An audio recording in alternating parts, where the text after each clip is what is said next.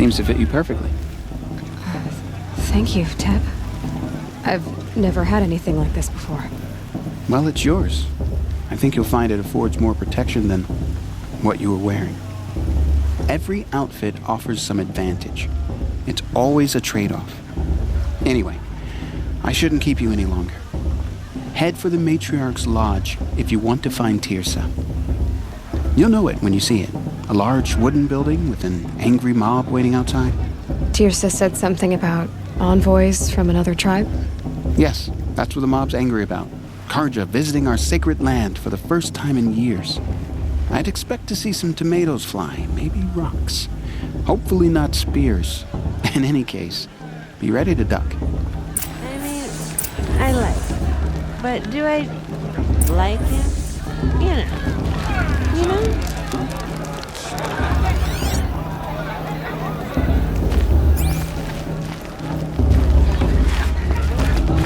We deserve to enjoy ourselves.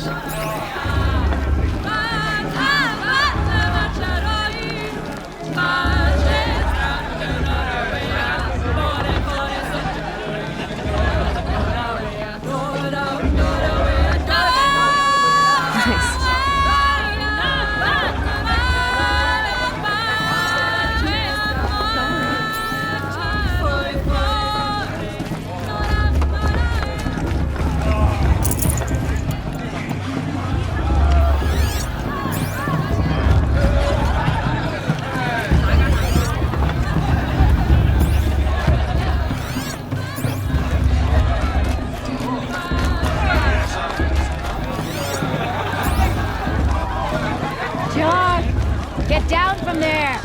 Bad enough you're drunk. Why do you have to go climbing houses? This heat crawls. Climbing on other people's roofs, huh? Get down from there, now! Oh, that's just what you want, isn't it? For me to fall on my head! What I want is for you— What an idiot he is. Every year this happens, every year. At least he's not trying to run a brave trail. Who's the climber? The best climber. Jarg, that's who. Listen carefully now, for you'll have to tell this when I'm gone. In the beginning, all life came from All Mother. People, machines, and beasts, all were her children. They lived alongside each other in the comfort of her wild embrace. But interesting. Some grew restless. Though they took of her bounty, they wanted more. These were the faithless. The machines had whispered to them, promised to serve them, to make them a new... Aloy, over here. Karst? What are you doing here? Careful. Pretend like we've never met. I wasn't supposed to trade with outcasts in the wilds, remember?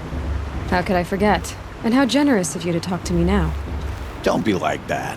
You know I'll be rooting for you in the proving tomorrow. Can't wait to see the looks on some of these faces when you win. And if you need any last-minute supplies, I'm your man.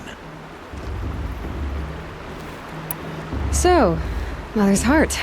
I thought you preferred the wilds. Well, man can't drink alone all the time, can he? Truth is, I get lonely once in a while. There, I admitted it. Don't think less of me. I won't hold it against you, if you give me a discount. You can't be. I'm joking, Karst. It's good to see you. Don't go soft on me. All sales are final. If it breaks, you're out of luck.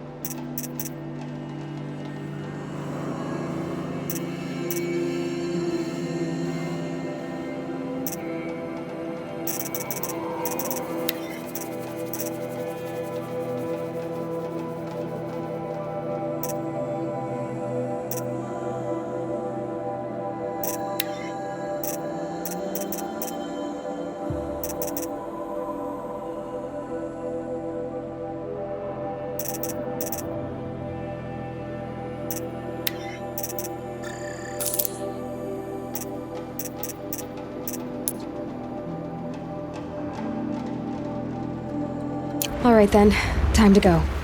Good luck tomorrow, Aloy.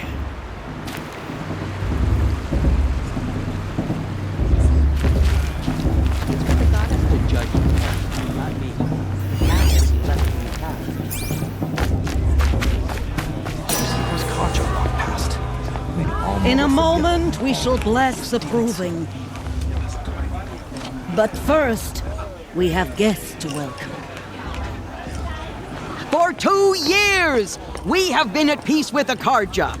It is time to restore our bonds of trade with Meridian. These envoys come to us under a banner of peace.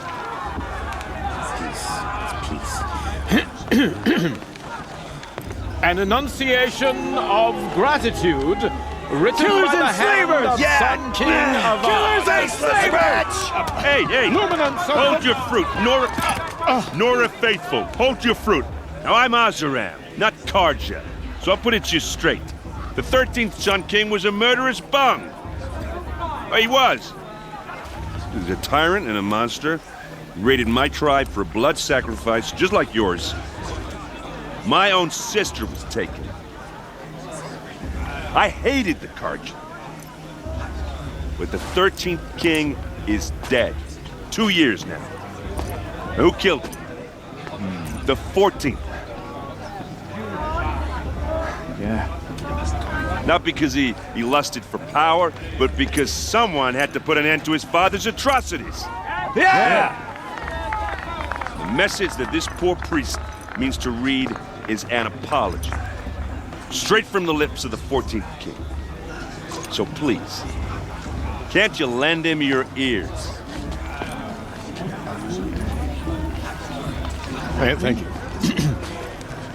An enunciation of gratitude written by the hand of Sun King Avad, 14th luminance of the Radiant Line.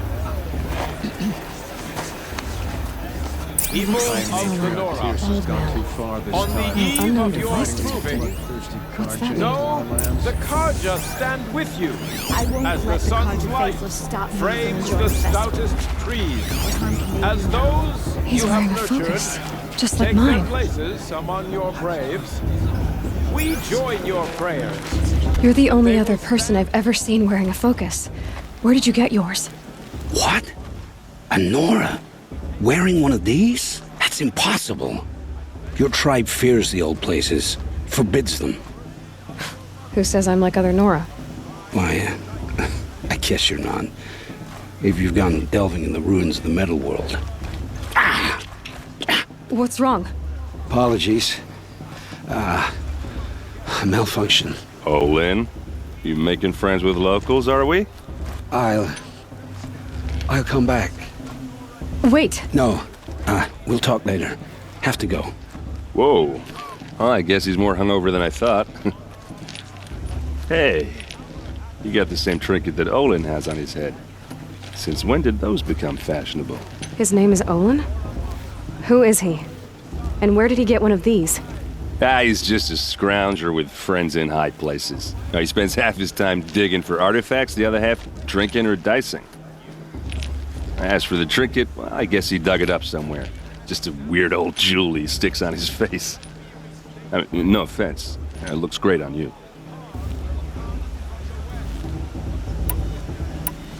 I thought your friend was gonna go down in a hail of fruit, but you really calmed the crowd. Thanks. I wasn't sure I could do it. The Nora is still pissed with the Karja about the Red Raids, and who can blame them? I've never seen armor like yours before. You've never seen Vanguard steel? Well, let me introduce you. Ring-locked, impact-protected, sturdy enough to choke a sawtooth.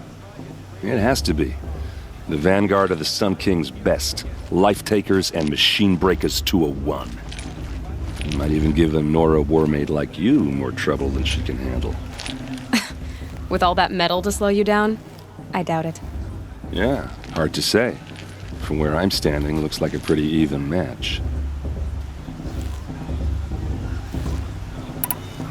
I wanted to ask you something else. If you want.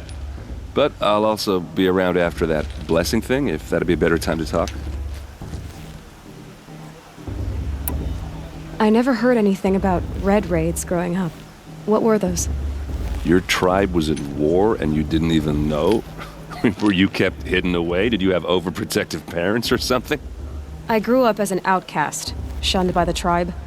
Oh, yeah, I've heard the Nora do that. That seems cruel, if you ask me. But even an outcast knows about the derangement of the machines, right? How they get deadlier every year? Well, the mad Sun King figured if he spilled enough blood to the Sun God, it would calm the machines. Didn't work. But for years, he raided the tribes and took captives for sacrifice. My sister among them. The Nora put up a good fight, but lives were lost. Your sister was taken captive and sacrificed. That's terrible. Captive, yes. Sacrificed, no. It takes more than a few Carja to finish Ursa. She got away, and now she's my captain.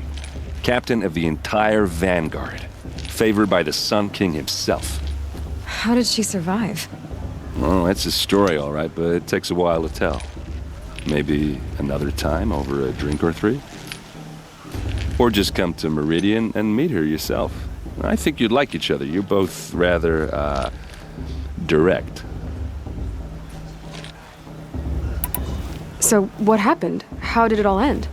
The Mad King's own son united Carja rebels with Oseram freebooters. And together we did the impossible, took back Meridian and killed the crazy old king.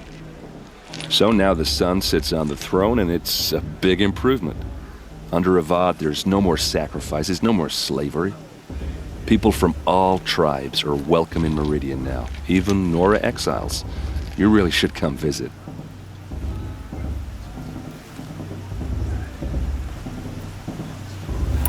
Who are the Oseram? Oh, that's my tribe, far to the northwest.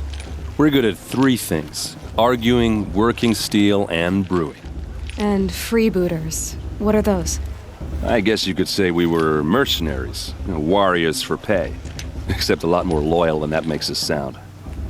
Avad couldn't have taken down his father without our metal and muscle. And now some of us serve proudly as his personal vanguard. You said the machines have been getting more dangerous every year. Yeah, I don't have to tell you that, right? First I've heard of it. Oh, I'm sorry. I just assumed everyone knew. Well, the way I hear it, 15, 20 years ago, the machines weren't always pissed off like they are now. When a hunter came at them, they'd spook and run. So it was hard to take them down, but not dangerous, so long as he was smart enough to jump out of the way. But then the derangement starts up and everything changes. Now, when a hunter fires a shot, the machines snarl and charge right at him. A few more years pass and they start attacking people on sight. Going anywhere becomes a major risk. And if that wasn't bad enough, entirely new kinds of machines start showing up. Bigger, meaner, and heavily armed. Like the Sawtooth? Yeah, 10 years ago, that one. But every couple of years or so, something worse comes along. Believe me. So what's making it happen? And no one knows. And the machines, well, they aren't telling. If the Carja have such a cruel history, how did you end up serving them? The last king and his men were butchers. But the new king wants peace. There's nothing cruel about that. Besides, the Carja don't just fight, they build. But take Meridian. Next to it, everything else is just a bunch of sticks and stones. Just how big is Meridian? What's it like? Where do I even start? My tribesmen are masters of the forge, the best tinkers in the world.